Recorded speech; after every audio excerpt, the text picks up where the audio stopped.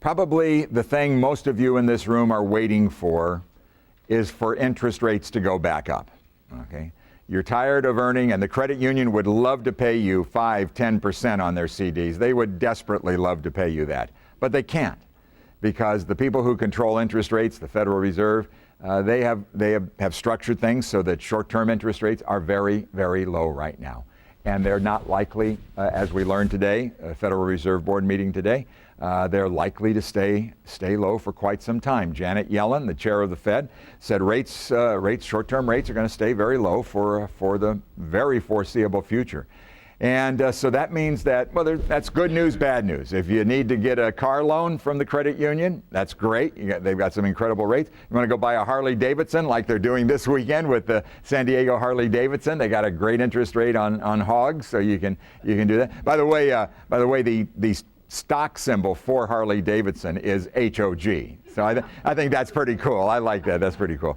You want to get a mortgage loan from the credit union? Unbelievably low interest rates thanks to the Federal Reserve. But the problem is, if you're a saver, this ain't such good news. This is not good news at all.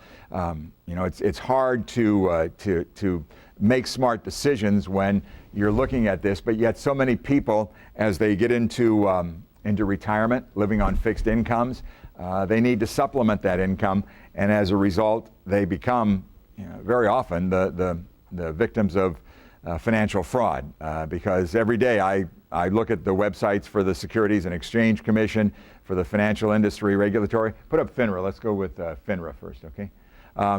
And there are so many things happening out there. It's amazing. Every day I see stories of financial scams, frauds, and ripoffs. This is the Financial Industry Regulatory Authority. You should become friends with this website, okay? It's FINRA.org.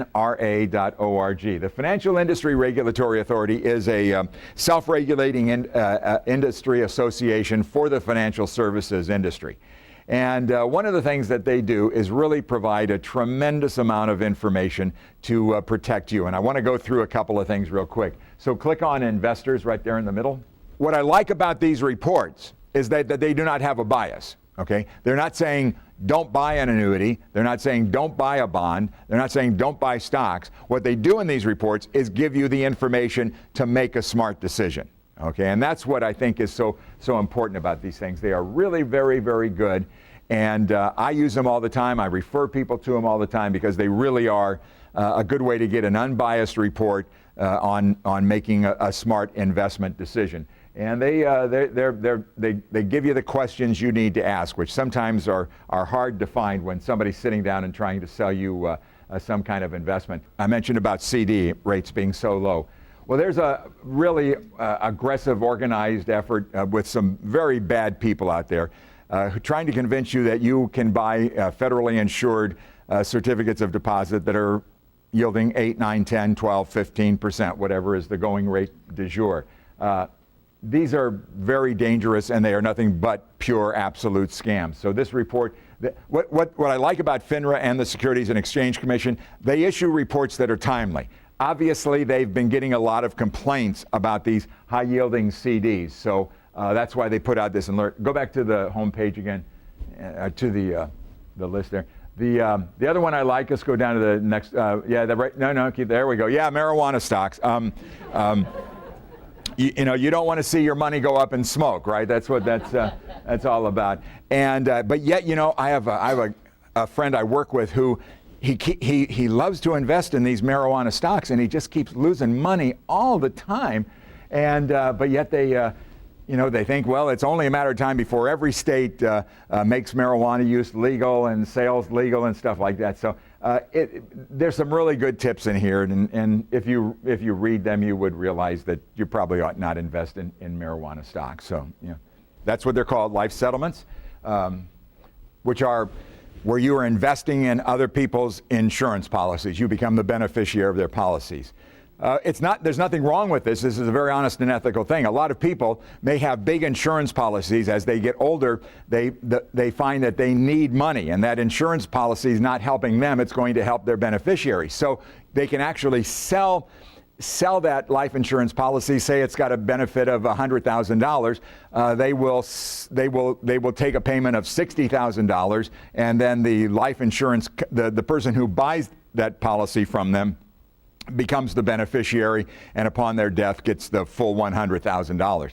There's nothing wrong with that. It's an absolutely legal negotiation.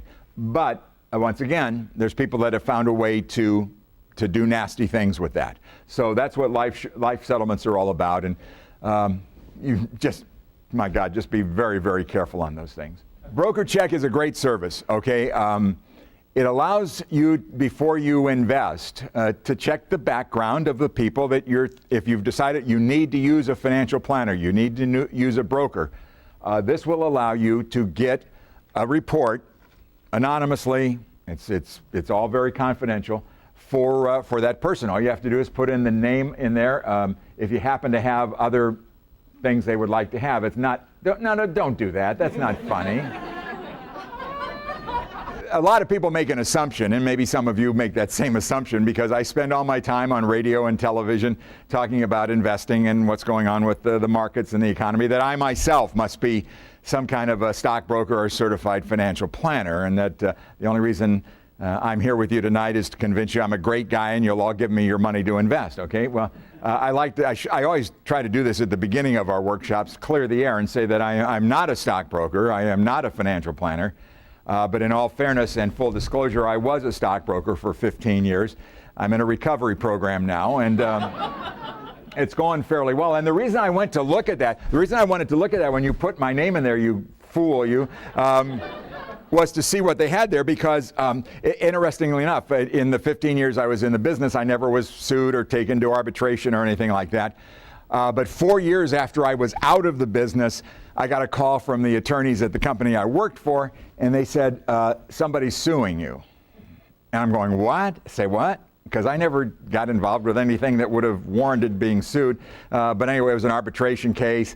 And so I had to give them a lot of information. It was all being done back in New York. And it was by somebody that I had actually had a pretty good, I thought I had had a really good relationship with. But then some seedy financial planner got their hands on the people and started doing things. But anyway, when the arbitration was filed, the attorney, the arbitrator, the judge of the panel said to the attorney that was representing these other people, he said, if you ever bring a case like this to me again in the future, you will be disbarred from the legal industry, because it was just absolute foolishness, which is the case. And you know, the problem is, the securities industry has its version of ambulance chasers, okay? If you've ever lost money in the stock market, there'll be some attorney that says, hey, we can get that back for you. You know, all we have to do is take it to arbitration, okay? So even you could find, it's not uncommon. So you do BrokerCheck, and a couple days later in the mail, you get back an envelope from FINRA, and it's got a couple of pieces of paper in there, and maybe once or twice this person's been taken to arbitration or something like that. Not to worry. You probably got somebody you can have a little bit of confidence with. However, if a UPS truck pulls up in front of your house and they start unloading boxes, you probably don't want to deal with that person as your financial advisor. But it is one way to kind of screen out, use the process to screen out the bad guys. And unfortunately, there are a fair number of bad guys in the business these days. So that's unfortunate.